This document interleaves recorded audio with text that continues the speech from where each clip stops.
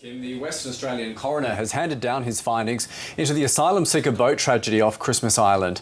And for the details, we can speak to our reporter Andrew O'Connor in Perth. Andrew, what were the main findings and what's been the reaction to them?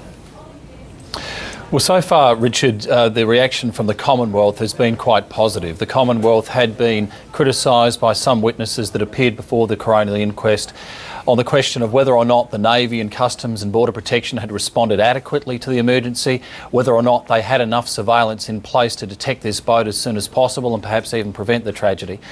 The coroner has concluded that the Navy response on the day was as good as could be expected in the circumstances, that the Navy commanders on both the Navy commander on HMAS Perry and the Customs commander on the Triton both responded as quickly and as appropriately and as efficiently as they could. And of course, we've all seen those pictures of those small, fast rescue boats working in very perilous seas close to the cliffs where they pulled out 41 people.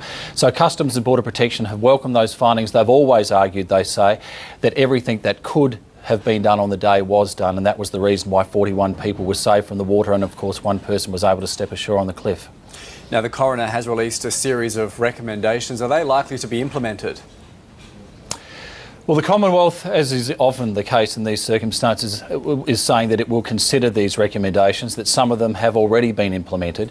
I mean, the coroner did find that essentially the people smugglers themselves and the crew on board the boat were the people that contributed to the deaths of these asylum seekers, that they'd misled them about the nature of the safety equipment on the boat and the hazards on the journey. He also made a number of other findings in relation to surveillance. He said that Border Protection Command does not have as its core function a safety surveillance function to monitor the passage of these boats, but it should do more to improve the surveillance around the island, to maximise the chances that they can detect and intercept these boats before they get into trouble. Probably the principal finding and the principal criticism that the coroner has made is of the AFP and the rescue capability on the island itself. None of the rescue boats that were stationed on the island could be used on the day. The conditions were simply too rough for these boats. They couldn't operate in that sort of weather.